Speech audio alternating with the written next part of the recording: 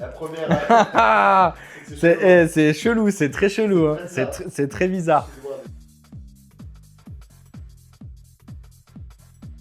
Et dis-toi, ça fait combien de temps que je mixe? J'ai commencé à 15 balais, on m'a jamais fait d'interview.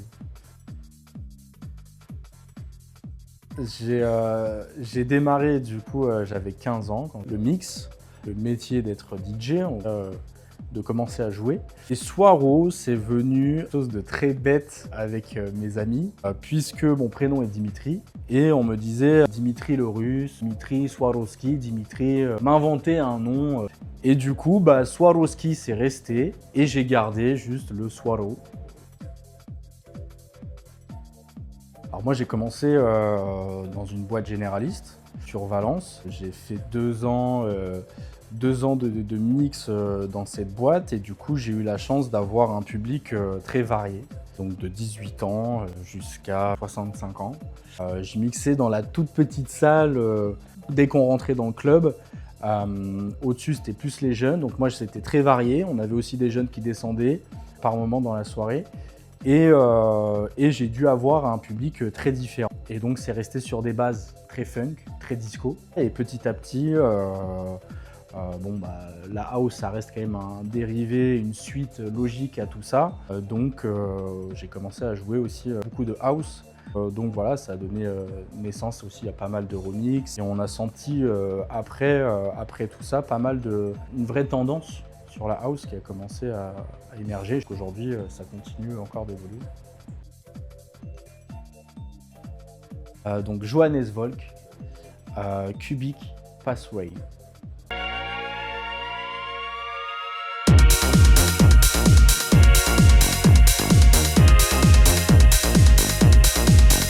Un morceau qui commence avec une rythmique très influence disco, je trouve, qui démarre sur vraiment un gros synthé, une basse très grasse, et ensuite qui vient se coupler avec des nappes très flottantes.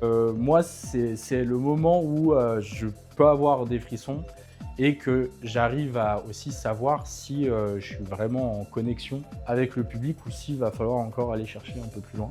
En fait, il me fait rebondir dans le sens où je peux mieux comprendre si j'ai été assez loin dans la connexion avec le public, si j'ai brûlé des étapes, ou c'est un peu un morceau de test.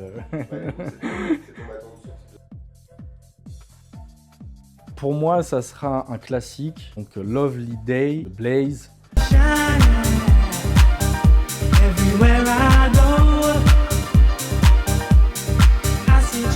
Voilà, je trouve que c'est un morceau qu'on peut jouer le matin, lever de soleil, coucher de soleil, tout est possible avec ce morceau. Je trouve qu'il y a une émotion, il y a une vraie rythmique impactante et des synthés qui sonnent très été, très happy. Keflavik, le petit morceau de Casper Marotte là.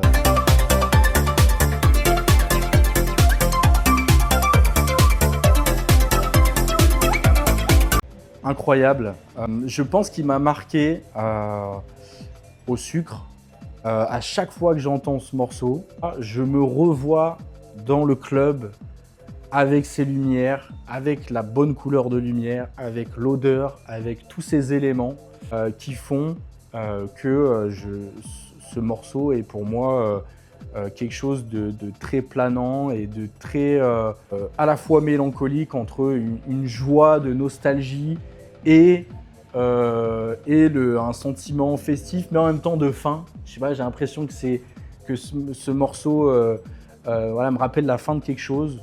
Je pense qu'il y a tellement il y a tellement une atmosphère complète autour de ce son que c'est assez fou. Puis il a quand même cet aspect très percutant, cette montée qui peut plaire et qui a ces touches, je trouve, un peu de new wave, etc.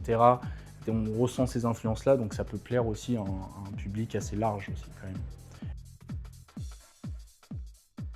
même. Kroll.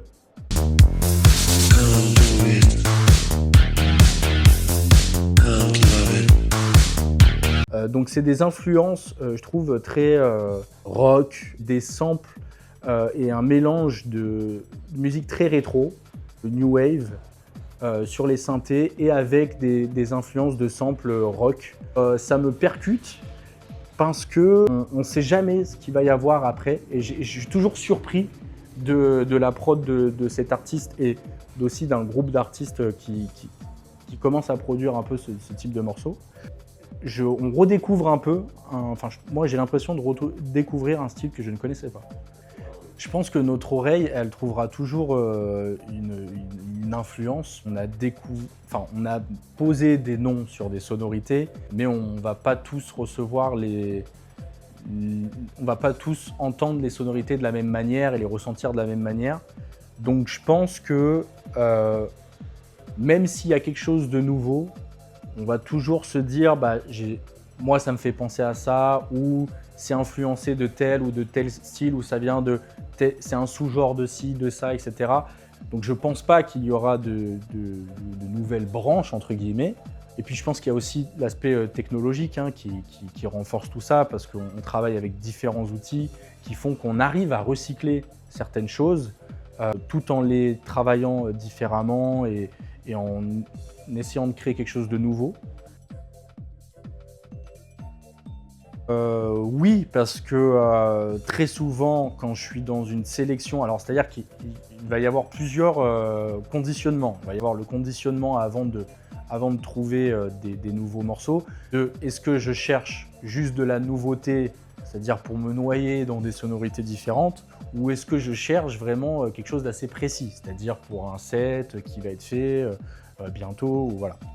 Si c'est pour un set bien précis, et que je vais découvrir ce morceau, je vais toujours m'imaginer avec du public. Je vais me dire, ok, là, comment le public va ressentir ce morceau à ce moment-là, ou comment moi aussi je vais le ressentir. Et c'est à ce moment-là que je vais faire mon choix sur le moment où je vais le jouer, ou aussi comment je vais le classer. Parce que moi, je viens vraiment piocher à droite à gauche. Je trie juste par style. Et des fois, après, je regroupe, ça peut aller par année. Mais je sais pas ce que je vais jouer. Et des fois, je peux me dire, je vais prendre ce morceau. Je vais me dire que je vais pouvoir le jouer ce soir. Au final, peut-être pas.